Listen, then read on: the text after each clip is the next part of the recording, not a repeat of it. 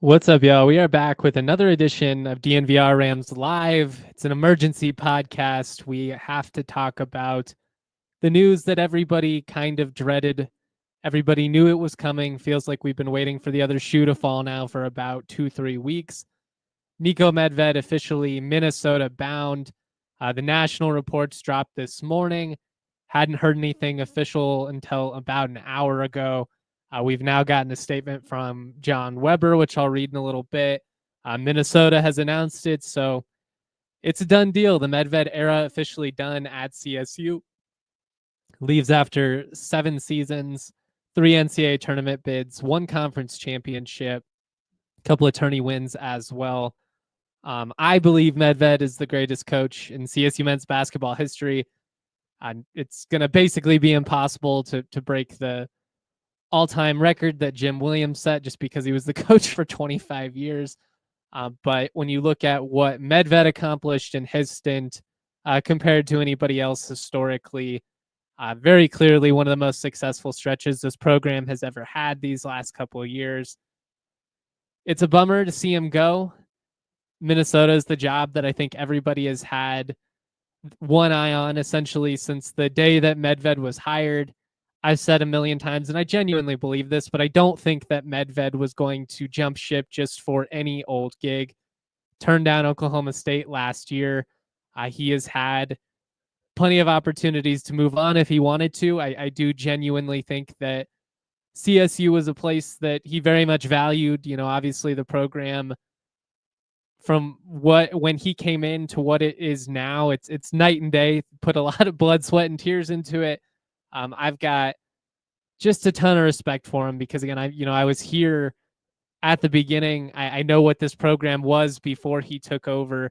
I've certainly been here for all of it. I covered the last 3 years, the Stacy era, and it was a train wreck, just in every sense of the word. Competitively inconsistent at best, not nearly enough talent. They just could not keep guys, and that was really before we had a ton of player movement. That was when it was still a little bit less common, and Medved came into what was a pretty bare cupboard. He had Nico Carvacho, who was instrumental in those early years to getting this thing turned around, but I mean the work that he did to very quickly make this a substantial program, to make this a relevant program on a national level again, it was pretty incredible. And I've had a lot of fun these last couple of years following the ride. Obviously, today we are going to talk about all of the angles here. You know, what comes next for CSU, potential candidates. I've been pretty open that I support Ali Farokhmanesh. I think he's the most logical choice. We'll get into a bunch of reasons why, as well as some of the other guys that you should keep an eye on. But I just kind of wanted to start here by, reflecting on Medved's legacy a little bit, talking about why I think he should still be revered. There's a lot that can happen these next couple of days. We'll see what happens from a transfer portal situation and all that, like if he takes everybody with him, although it's just kind of the gig today. This just kind of is what it is. I know that would certainly sour some people. But I feel that Niko, after everything he's done for CSU, Ram fans should be pretty stoked for him to get this opportunity. Obviously heartbroken to see him leave, but Minnesota's his dream job. It's the alma mater. It's everything we romanticize about when it comes to a passion for college athletics and, doing right by your school. Like, how many times have we brought up those scenarios, whether it be for CSU football or any of the programs that, you want somebody to have CSU ties and for that to matter to them. And he's a Minnesota kid. His dad's had season tickets forever, grew up 15 minutes down the road. He got his undergrad degree. He did his undergrad there, also got his master's degree there is what I'm trying to say. Started his coaching career there, was a manager. I mean, it's tough to fault the guy for wanting this opportunity. Like, we all have that dream gig, and for him, this is it. It obviously stings for CSU, but he went out the right way. Won the first conference championship in 22 years. Very clearly, this team was locked in down the stretch. I mean, they won 11 straight games, one of the most remarkable runs that we've ever seen from this program. And I just think that's a perspective that's important to keep. You know, we've seen instances both at CSU and other schools where a guy had one foot out the door and the results suffered. You know, you could see that they weren't locked in the same way. You could just tell that they weren't really there for it. And while I do think the writing has been on the wall for a while with this one, it's been, you know, seemingly a done deal for a minute now, whether it was actually signed or not. Like, we all knew this was coming. You can't say that this team didn't compete until the very end. What they did down the stretch to even make the NCAA tournament was insane. But how they performed in the NCAA tournament is something that is going to stick with me for a long time. I mean, that win over Memphis was big time. I think one of the most substantial wins in program history. Had they beaten Maryland yesterday, I think it would have gone down as the most significant win in program history. Still a heartbreaker, still a gut punch, you know, less than 24 hours later to have to go through that. And now this, it's been a rough day to be a Ram fan, to be quite honest. But I think we just have to try and keep perspective as best as we can in this situation, and recognize what this program is now, which is a very attractive gig. It should be an opportunity here to continue to be successful moving forward. If you make the right decisions, if you make the right hire, you know, I think there's a great opportunity for CSU to take this foundation that's been established under Medved over the last 7 years and to build off of it and to keep the positive momentum rolling. You want to see a continued investment, obviously, at an elite level in this program, whether that be, you know, upgrades to the arena, NIL, all of that kind of stuff. Like, it's an arms race right now, and that's probably the part that is going to have a lot of Ram fans the most frustrated. Is while I think everybody understands Medved's emotional attachment, objectively, Minnesota is not a very good gig. It feels a lot like when Miles left for Nebraska. It's different, clearly. Miles was not a Nebraska alum. I think people are much more understanding at this time than they were back then. But I mean, when you look at just the uphill battle he's going to have there, and I'm sure there are some promises to invest more in basketball, but he's got great institutional support, or he had great institutional support here at CSU. And the path to championships and the path to NCAA tournament bids, I think it's a easier one at CSU than it is at Minnesota. Now, there's the appeal of being in the Big Ten, and again, all of the emotional attachment that goes with it. There's so many layers that you have to consider when talking about all this. There's a lot of context that matters. But, you know, I just think what he did here was pretty incredible. He was always great to me, so I'm admittedly going to be a little bit personally biased. Like, I like the guy. I'm rooting for him to succeed in the future because he was always good to me. I saw this program when it was at, if not its worst, pretty close to it. I've seen it these last couple of years reach heights that I never even really imagined. I mean, I hoped to see it. You know, I talked about how it could be a sleeping giant with the right coach and the right investment. We had the little flash in the pan under Miles, but you always kind of felt like if San Diego State could do something like that, why couldn't CSU? And I just think these last couple of years, man, it's been a hell of a run to be a top 15 team in the country at one point. You know, a couple years ago to earn a 6th seed in the NCAA tournament, multiple times tied the high water mark before finally breaking the record for most conference wins in a season. I mean, the level of sustained success and the competitiveness that we've seen from CSU over these, you know, last 5 years is just not something that was very common with this program at all. You know, very small stretches here and there, the end of Miles, beginning of Eustace, a little bit in the late 80s. But other than that, this was just not a program that was respected very much nationally. It was not a program that had a ton of success. And to go from that to what they are now, which is, you know, 3 NCAA tournament appearances in the last 5 years, technically 4 NBA guys have come through this program between Roddy Stevens, Tanjay, and obviously Neat Clifford. Tanjay is going to get a look in the league, after what he did this year. It's just been really cool to see this program ascend. And admittedly, it's gut-wrenching knowing that you're like 2 shots different from, instead of focusing on this right now, we're preparing for the Sweet 16 and talking about the magic of the NCAA tournament. This was a super fun run that kind of felt like a sugar high, and now very quickly are we sobering up and have to deal with the lingering hangover there. Got a migraine and sleep deprived and everything that comes with it. It's been a wake-up call pretty quickly. But I do think that there is still an opportunity here for this program to be highly competitive moving forward. I think they've got great options, one of which is in-house. So I don't think it's time to panic, and I think that's important to remember right about now.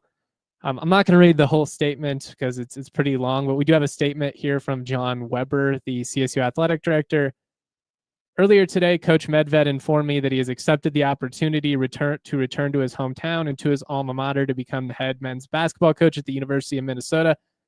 I'm incredibly appreciative of Niko's leadership over the past 7 years, and I wish him and his family the very best in their next chapter. While a national search for new leadership of our men's basketball program has already begun, I'm appreciative that associate head coach Ali Farokhmanesh has agreed to serve as interim head coach. There's a lot of stuff in here about CSU being a world-class institution, one of 14 programs in the nation to football qualify for a bowl game, women's volleyball to earn a tournament berth, as well as men's basketball earning a tournament berth. But I do think the last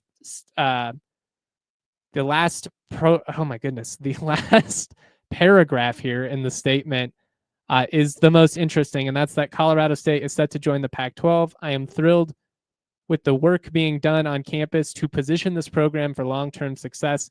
We have already begun the process of recruiting the next leader of the Rams men's basketball program and will not have any further comment until we introduce that individual.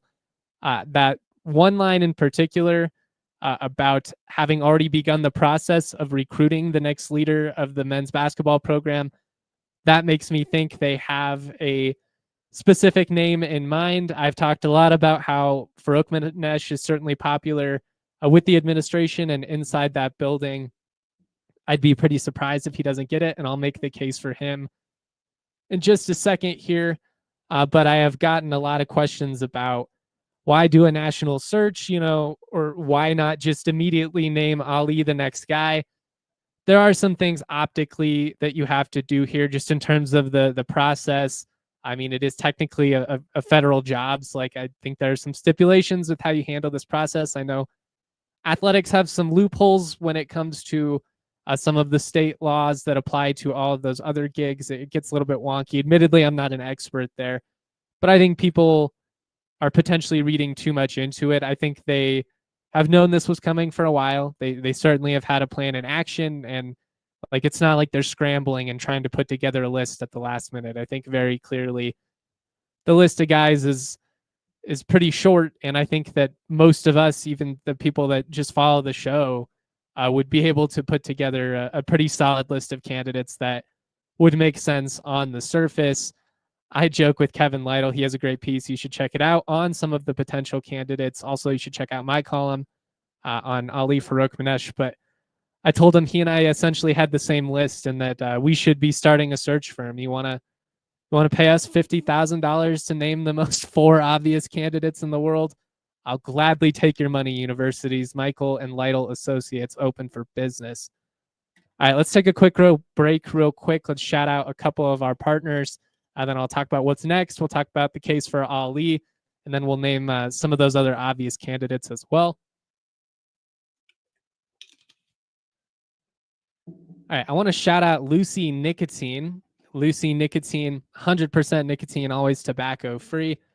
Lucy Breakers are nicotine pouches, nicotine pouches with extra surprise. Each pouch holds a capsule that can be broken open to release extra flavor and hydration.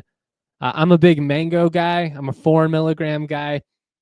Some people can go bigger than that. They are bolder than myself. I I got to keep it calm. I'm not trying to be getting the jitters or anything like that. But what's nice about Lucy is they're just a really smooth delivery. Some pouches on the market, they release a little too instantaneously, can give you that nicotine poisoning feeling, make you nauseous, stuff like that. Never had that issue with Lucy, though. Go to lucy.co/DNVR, use the promo code DNVR to get 20% off your first order. Lucy has a 30-day refund policy. If you change your mind, again, that's lucy.co. Use that code DNVR to get 20% off. Here comes the fine print. Lucy products are only for adults of legal age. Every order is age verified. Warning, this product contains nicotine, and nicotine is an addictive chemical. I also want to talk to you guys about Timeline. The cells in our bodies are building blocks of life. Timeline is a supplement that works with those cells to help give you more energy, feel stronger during workouts, preserve your health and your mobility as you start to age. The patented ingredient is called MitoPure. It's a postbiotic nutrient that clears our dysfunctional mitochondria, aka your cell's battery packs. Throwing it back to biology class. MitoPure is cool because it recharges your cells, helps your body systems to work better. It's the only supplement clinically proven to rejuvenate health at the cellular level. Right now, Timeline is giving you 10% off your order of MitoPure. Just go to timeline.com/DNVR today to get started. It's timeline.com/DNVR. All right, shout out to everybody that's rocking with us in the Toyota chat. I appreciate everybody. If you wouldn't mind giving us a thumbs up on YouTube, that'd be great. If you're listening on the audio only side later on, if you wouldn't mind giving us a 5-star review, it goes a long way.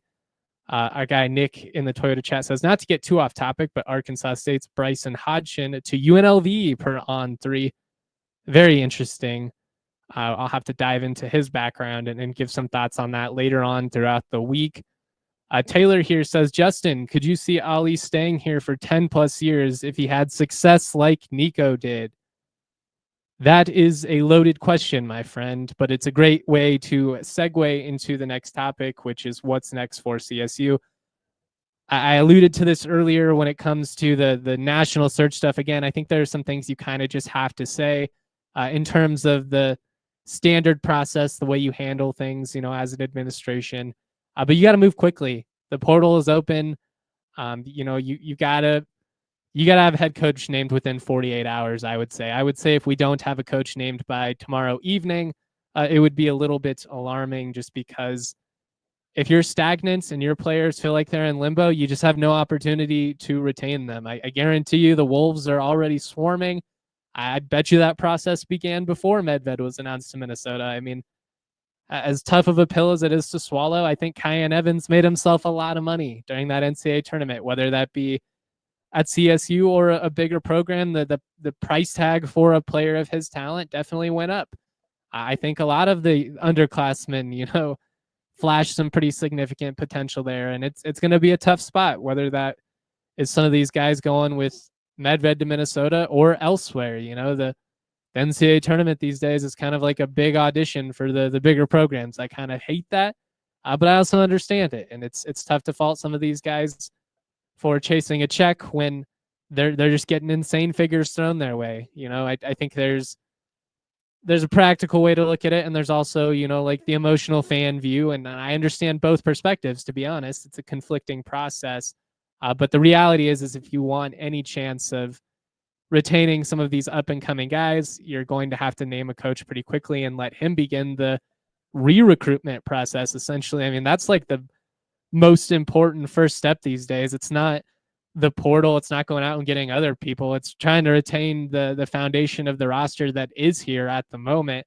If you do have to go portal for the entire roster, it puts you in a pretty tough spot. It also probably validates the case for hiring a current head coach of a different school. As much as I kind of hate how some of this stuff works, like there is an argument that maybe you should go hire somebody from the lower ranks that can bring a bunch of guys with him, because you're going to need to fill the roster holes. I personally, though, would go with Ali Farokhmanesh. He's been with Niko for 8 years. He was with him at Drake, then came over. He's been promoted a bunch of times. He's now technically the interim head coach, but he's the associate head coach under Medved these last couple of years. considered not just by me, but by a lot of national folks, a rising star in the coaching ranks. He is an elite recruiter. He's directly responsible for a lot of the talent that CSU has landed. In particular, he is very well connected locally, as well as in the state of Texas. You know, you look at CSU, obviously Isaiah Stevens, but JoJo McIver, who is another guy who I really hope, or McKeever, I really hope they're able to hang on to him. He's a guy I could see trying to bring over to Minnesota if you're Medved. But I just feel like Ali has earned this opportunity. And one of the things that has kind of separated CSU men's basketball from some of the other teams around the league, and what's made them just so endearing, is the culture that they've had in this program. And I know that's a buzzword that gets thrown around a lot like aura on Twitter these days. Culture has kind of lost all its meaning. Like it can mean a million things. Same thing with adversity. You fall down and bruise your knee, that's adversity. Your player gets a gambling scandal, that's also adversity. But it can just kind of mean whatever you want it to. But what's been really cool about this program and being able to, one, have such great access, you get to see firsthand what it's like behind the scenes. That's not always the case. Football, you know, I credit Norvell. Spring ball will be completely open, but football at times acts a little bit like they're hiding war secrets. You know, and that's not just a CSU thing. That's a college football issue in general. Like they take themselves so seriously that some of the games and stuff you have to play in terms of access, it can just be a little bit silly. You know, we've always had an open door for CSU men's basketball under Medved. We've been able to go to practices and see how they operate and have conversations off the record. And we're allowed to ask critical questions because he understands that if we ask questions, we can better talk about his program and give a better representation of what it is. Like they just have always understood that. And a big factor in that as well is they didn't have anything to hide because they had such great kids. Like they have just gone out and signed David Roddy and Isaiah Stevens and even like Adam Thistlewood and some of those guys from back in the day. These are genuinely great kids. Jalen Lake, like he is as good of an athlete as I have covered. And I just feel like you have this thing that's clicking right now. And not only are you succeeding, but the program is representing the right way. Do you want to rip the roots out and bring somebody else in and have them completely tear up, you know, a lot of what you've established here and basically start from ground zero? I mean, there's a lot of good coaches that you could go out and target. And I think CSU is a highly desirable job. I do. But I personally would be willing to take a gamble on a rising star like Ali Farokhmanesh. One, because I do think a lot like Medved, I think he's really enjoyed living in Fort Collins. He's got young kids. You know, we got asked in the Toyota chat, would he stay 10 plus years? I don't know. I don't know if he's going to stay 10 plus years. But I don't think he's the type of guy that would jump at the first offer. You know, if there are certain jobs that you just can't turn down, guys, from a business standpoint, it's hard to be a Sonny Lubick in 2025 just because the disparity in resources. Like if you get offered a certain type of gig, it's really hard to turn it down. It's not impossible. We see instances of guys just being content where they're at. The Mark Few's of the world, like he could have moved up a handful of times, has chosen not to. But I don't think it would be a Ryan Odom at Utah State situation, a Jared Calhoun at Utah State situation where, you know, 120 win season, an NCAA tournament bid, and he's immediately trying to jump ship. I think he understands what this gig is, which is a place you can have success. It's a place where the community will support you. It's a place where you can have a pretty special basketball program. You know, like that's been established over the last 5 years. This can be the San Diego State. I'm not saying Gonzaga because that feels a little rich, but like there's no reason that this can't be a very high quality sustained basketball program that goes to 3-4 NCAA tournaments every 5 years. You might have an off year here and there, but more or less the expectation will be to be in the mix, compete for championships, and make the tournament. And I feel like he would succeed. You know, I think he is an incredible people person. I think the work that he has done from a player development standpoint and improving some of these guards. You look at the success that Cayenne has had the last couple of years. You look at the leap that Isaiah Stevens made. Obviously, a lot of the success you credit the players, but it's not a coincidence either that these guards have all consistently elevated under Ali Farokhmanesh. I think that he gives you the best chance at hanging on to some of these guys. Again, I do think the price tag went up for some of them, and I think CSU fans should brace for that. I can't speak for the players. I don't know what's going to happen, but being realistic, like brace for what could be a pretty potential week or two in terms of portal news. It can turn around pretty quickly on you. You know, you might lose a couple guys, then you sign a couple of guys, and then all of a sudden you're feeling pretty good. That's the beautiful thing about basketball is, unlike a college football program, you know, you make 2-3 key signings and you can be pretty competitive like right there in year one. It doesn't take that much to be able to have a good year. Now, sustaining success, that's a whole different process, and that's challenging, and there's some risk there, you know, and hiring somebody who's never been a head coach. But I would be willing to take that gamble on Ali Farokhmanesh because I just think that he's earned it. You know, he's turned down other small opportunities, could have gone to Kansas City, Missouri, turned down Nebraska, Omaha at one point. Like, he's had head coaching opportunities.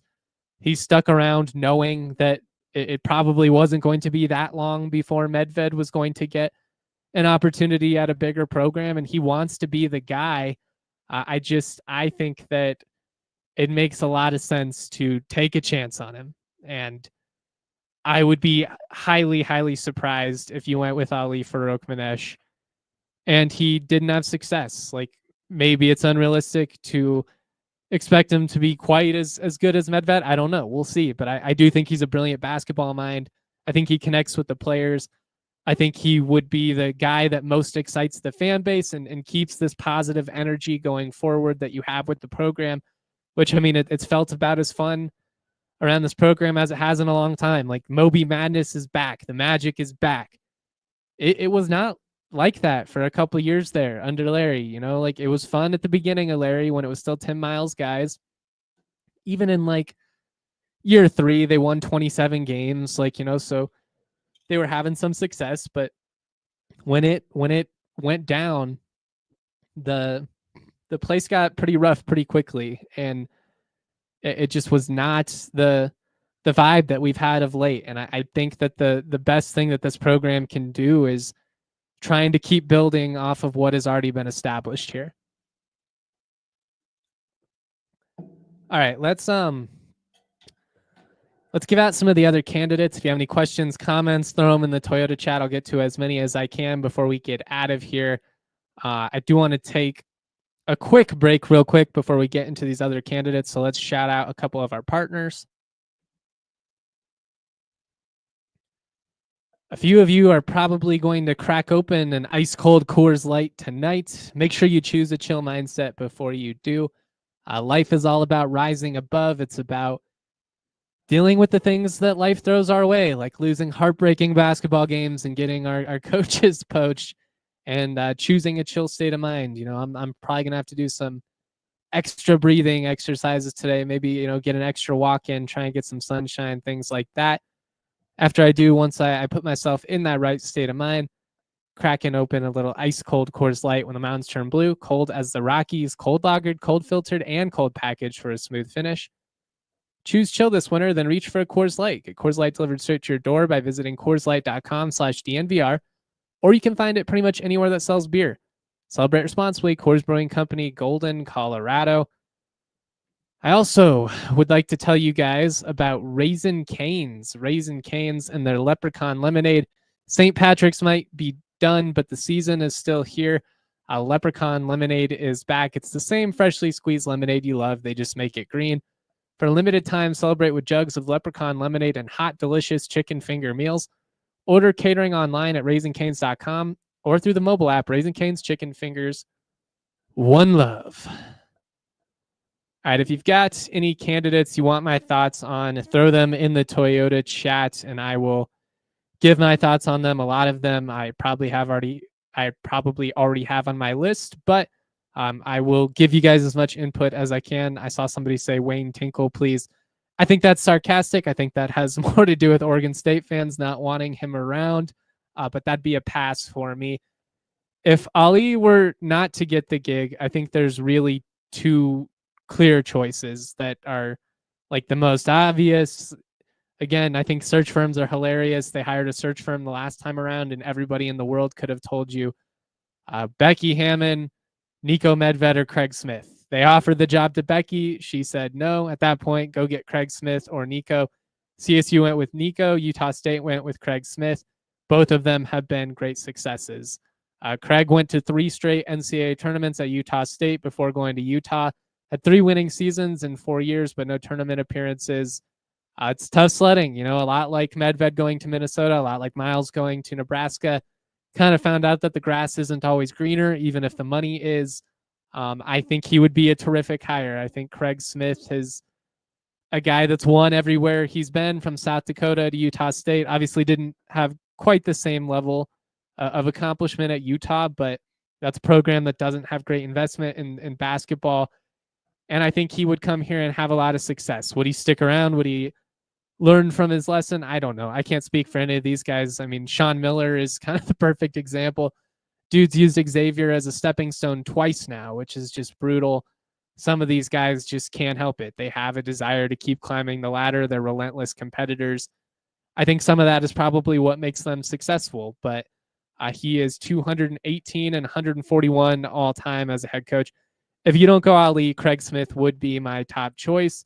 So, if Ali is option 1, he would be option 2. Option 2B, essentially, for me, would be a Tim Miles reunion. Now, I wonder if that would be the safe move, but not necessarily the right move to go forward. I will say the guy wins basically everywhere, despite taking some of the worst gigs in the country. When he took CSU initially, it was not a good job. When he went to Nebraska, was not a good job, and he had some success there, although they didn't appreciate it. Winning 20 games at San Jose State should get you a statue, quite frankly. And the fact that they won 15 this year is absurd to me. I would say nobody makes chicken salad out of chicken shit better than Tim Miles. And I think, he would be very popular locally. The fans would love to see him back. At the same time, I just feel like it's living in the past a little bit. And while I would be excited if he came back, because I think he'd be great to the media, I think he would succeed. I do. I think there's an opportunity here to invest in somebody that's up and coming and really kind of take this positive momentum going forward. Aaron says, my guy, James Miller, who I have on my list, he's the associate head coach at Oklahoma State right now. But he's a CSU alum, was a manager in 2005, I believe. Spent time at Mississippi State and New Mexico State with Chris Jans. Also worked with Grant McCaskill at North Texas. So, I mean, he's been under some really solid head coaches, been a part of some successful programs. A lot like Medved, has worked his way up through the industry, which means he's got to be really bright. I've heard a lot of good things about James, including from Aaron. That is his guy. But I would say if you were going to go with somebody who doesn't have head coaching experience, then you just got to go with Ali. That's my gut. Because whether it be James Miller or somebody like J.R. Blunt, who's, at Iowa State, was with CSU at the beginning, was at Drake with them as well, is due for a head coaching gig. Like, if you're going to give somebody a shot that's never been a head coach, you might as well go with the guy that's going to be a PR win and gives you the best chance at roster retention, has helped you establish, and you kind of know what you're getting in Ali. Some other names I'll throw out: Ross Hodge. He spent his first 2 years at North Texas as a head coach, was the associate head coach before that. Ross was the lead recruiter for the first 4 years of the Eustachy era at CSU. Kind of saw what was coming with the program, saw the writing on the wall, jumped ship, got out at the right time, a decision that's worked out well for him. I don't know Ross quite as well, but I've heard nothing but great things about him over the years, and he's considered a very bright X's and O's type guy. So I think Ross Hodge is another guy that you could take a chance on, that although only has 2 years of head coaching experience, somebody that could come into CSU and and really succeed. Now, those would be the most obvious to me. Like, you could also throw out somebody like Steve Smiley from Northern Colorado. He's been solid at UNC, and honestly, what's been most impressive is the level of talent he's been able to bring in there. He hasn't been able to retain a ton of it for more than a year or two, and that's not his fault. That's just a lack of resources issue in Greeley. But I mean, you look at like Dalton Connect and some of these guys, St. Thomas, that have come through the program. I think if he was at a school that had more investment, when you look at how competitive he's been able to be at UNC despite not reaching the NCAA tournament, I think he could be quite good at CSU, and a lot like Jeff Linder, who went to Wyoming a couple years back and now is the Texas Tech associate head coach, would make a lot of sense if you're trying to go the local route. Going through those names: Ali Farokhmanesh, Tim Miles, Craig Smith, Ross Hodge, Steve Smiley, and James Miller. I have another list here just to get it done and out of the way. The not gonna happen list. So let's just move past it. Becky Hammon, she doesn't want the job. She does not bleed green and gold. That's fine. I don't say that as a slight. I think that's been made pretty clear, though. I do think that the relationship has been mended a little bit over the years, and Ryan Williams probably deserves some credit for that. She got offered the job before Medved took it. Didn't want it. It wouldn't make any sense for her to take it. She has her eyes set on the NBA. It's just not ever going to happen. So we just got to let it go. It at this point is kind of like the Dave Logan meme. Every single time CSU, CU, or UNC opens up, people, why not Dave Logan? Why not Dave Logan? It's just kind of become a meme at this point. It's just not going to happen. So we've got to accept that. I think most of the people have been sarcastic, but I've had enough people tweet it at me that I will address it. Richard Pitino, also probably not going to happen.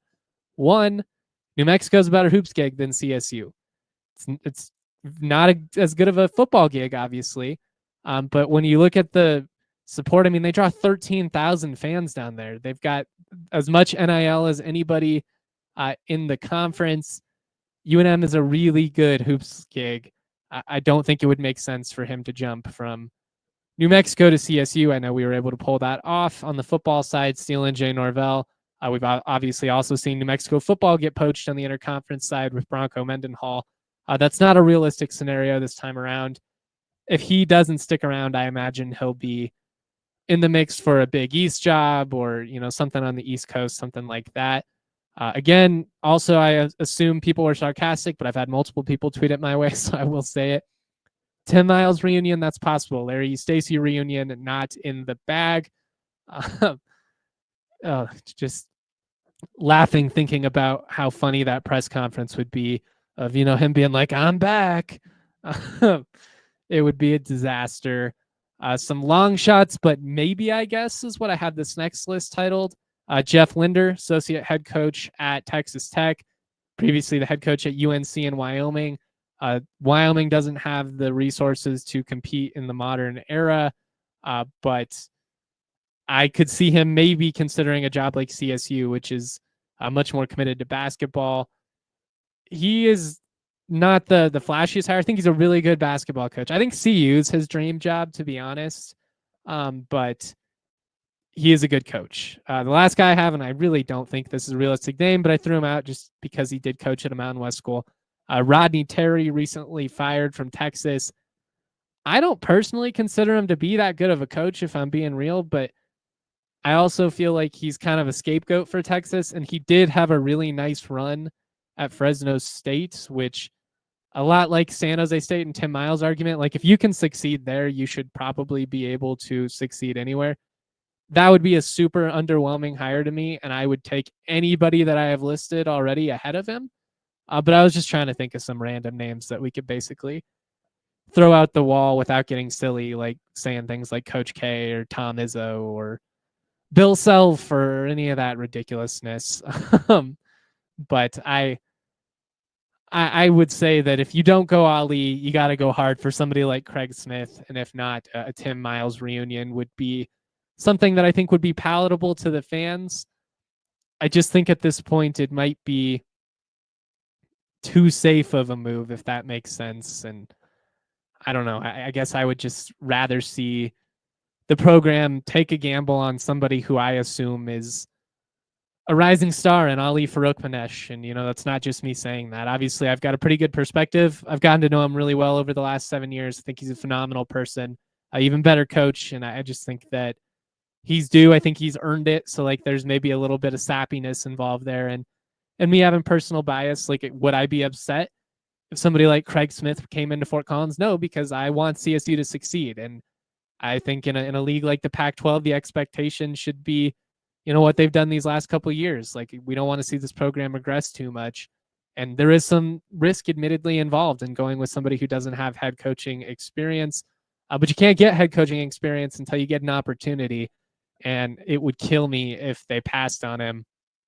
And like 3 years from now, we're watching him lead Drake or Northern Iowa to the tournament. Shit, it could be this year. Excuse my language, but I mean, it could. Like, Drake just opened up. I would assume that Ali could at least get an interview for a gig like that, given his Iowa roots. So it's going to be a really interesting couple of days to see how quickly this all comes together, who they ultimately hire, and, when we can start to get some answers here, because it's going to be pretty pertinent, I think, for the administration to move quickly and to have as little time as possible where the program and where the players feel like they are in a state of limbo. That's never a good spot, especially in an era like 2025 when you can hop in the portal and be gone within a day or two. I mean, this stuff happens pretty quickly.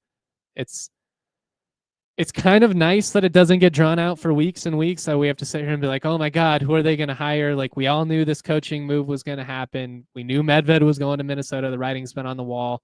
It's nice to just get it done and out of the way. And it'll be good to find out who the next guy is going to be. It's also kind of heartbreaking that in this modern era, you don't get to live in the moment at all. You don't get to appreciate any of what CSU just accomplished. It just comes to an end and bang, bang, boom. We're already on to portal season and coaching carousel and everything that comes with it. I kind of wish all of this stuff, happened a couple weeks from now. So for like the next couple weeks, we got to sit here and admittedly lick our wounds a little bit and still be bummed that CSU had a chance to make the Sweet 16, but came up just short and lost in such a heartbreaking fashion.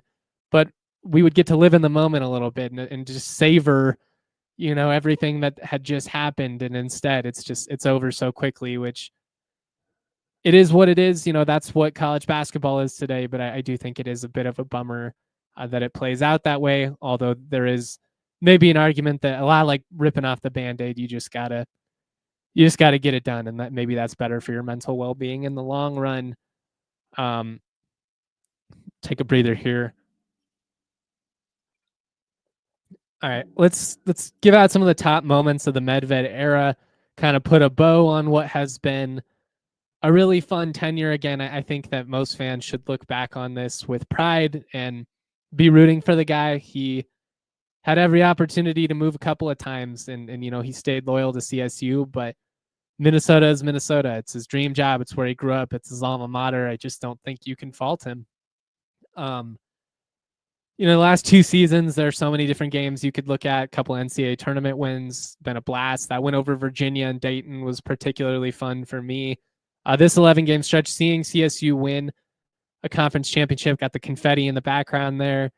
Seeing that in person meant as much to me as anything that I've gotten to cover in my career. I mean, I really hadn't seen it. I saw CSU win the Mountain West in 2002 in football and in the Mountain West championship in the basketball side in 2003. I was 7 and 8 years old. I've been wholeheartedly invested in CSU athletics for over 2 decades, and it was a long time coming. So for him to go out on top, that meant a lot to me.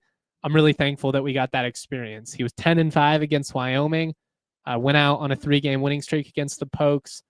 That 2023 win against CU in Fort Collins, 3 NBA guys on the bus. One of the higher level games I've seen in Moby. That was a blast. Obviously, the Creighton wins and all of those, like that was a blast. The San Diego State wins, the comeback with the game winner from Tanjay and Viejas, the orange out moments, all those are high. Really, the whole Roddy Stevens run and then the Stevens Clifford era, which are kind of like a chapters B and C, of the Medved era, more like D and E, I guess, because you have the early years where it was a little bit rough. Following Jalen Lake and his ascension, I mean, there've been so many moments that when I look back on, I'm just going to smile. This was a lot of fun, and while I'm heartbroken to see it come into an end, I just want to I want to focus on the good stuff. Tim says, just tuned in. Why is J-Mac Wyoming colors? Are we not allowed to wear brown ever? I got a CSU throwback jersey on. I don't know. I like the hat. That's why. Aaron says Travis DeCury from Montana is another coach that was considered last go around, still doing good things up there. Yeah, he's another guy I think that would make a lot of sense, especially from the argument that he could probably bring a couple of guys with him. I know we hate hearing things like that, but this kind of is what college basketball is today, and like that is the biggest selling point for hiring somebody like him or Ross Hodge, who's had success at a lower level and probably would have a couple of guys who could translate and maybe help you hit the ground running. But I still just lean Ali Farokhmanesh. Let's get to some of these questions and comments we have starred in the Toyota chat. Ian says odds that Kyan Evans, Crocker-Johnson, Bemba, and Jorgensen follow him. I can't speak for any of them, to be honest. I'll say this. I think Kyan was such a baller in the NCAA tournament. I don't know if Minnesota's even going to be able to afford him, quite frankly. Like, if I'm Kansas, he's the Missouri Gatorade Player of the Year a couple years ago. I'm sitting here wondering how the hell do we miss out on this kid? I'm sure Missouri, has already reached out. Jorgensen's a Minnesota kid, so he would make a lot of sense. Bemba, I think, has pretty good relationships with Ali. I'd really like to hold on to him and Croc. If you can even hang on to two, I'd feel pretty good. And then, Japa in that mix as well. But I think there's a pretty good chance you lose at least a small handful of them. I mean, that's just kind of what the sport is these days. Crash the Stash says 3 seconds away from the Sweet 16. Chances we see that again in our lifetime. I'm going to say yes. I mean, I'd rather look through the optimistic lens, view it a glass half full situation, but I don't think this has to be the end of the party. I really don't. I think that if you make the right hire here, this a lot like when Steve Fisher retired at San Diego State. Like, I think this can be a passing of the torch. It just comes down to making the right call and continuing to invest in athletics. The Oso Blanco says, can Ali recruit? Yeah, he's CSU's lead recruiter. Largely responsible for most of the best players that have come through in recent years. Brad says, I agree that Ali deserves the job, but the advantage of bringing in a new coach is that they can bring their recruits with them. Yep, just like we hit on. Ali doesn't bring any new players. Thoughts? I think that's a valid point, and that, along with just the unknown of not having coaching experience, work against Ali. And that's what the administration is going to have to decide. I think all of the selling points about trying to keep continuity more from a culture standpoint than anything, like, makes it a really strong argument for him. I just think the foundation has been laid and you don't want to rip those roots. But there are good options out there as far as head coaches. Ken says, you can say others rebuilt the program, but Medved put us on the map. I will forever be thankful. I think that's a great perspective. And I think that's the viewpoint that we should try and take here. Aaron says, J-Mike, let's give it some betting odds for the next coach. I'd put Ali at like minus 150. I think the betting favorite, maybe Craig at like plus 100, Tim Miles plus 200, everybody else probably plus 300 above, if that would make sense. Ian says, will Joe Desmond follow Niko or hang around with Ali, assuming Ali is the guy? If Ali is the guy, I think that allows you a better opportunity to hang on to some of these coaches.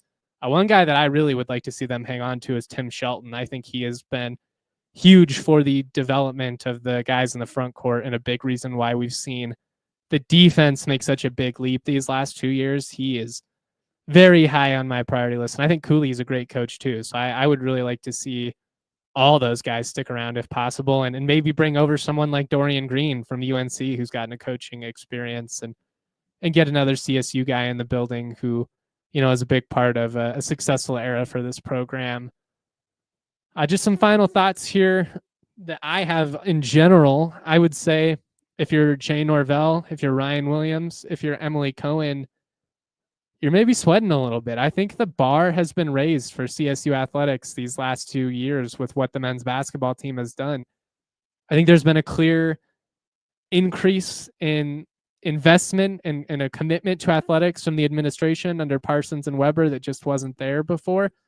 And I think there's an institutional desire to compete for championships and, to hang at a national level like CSU men's basketball was able to do here in the NCAA tournament. Like, not only did the Rams make the tournament, they represented well. This wasn't going to the Arizona Bowl and getting your teeth kicked in by a MAC team. I mean, they beat a 5 seed in Memphis that's stacked with 5-star talent.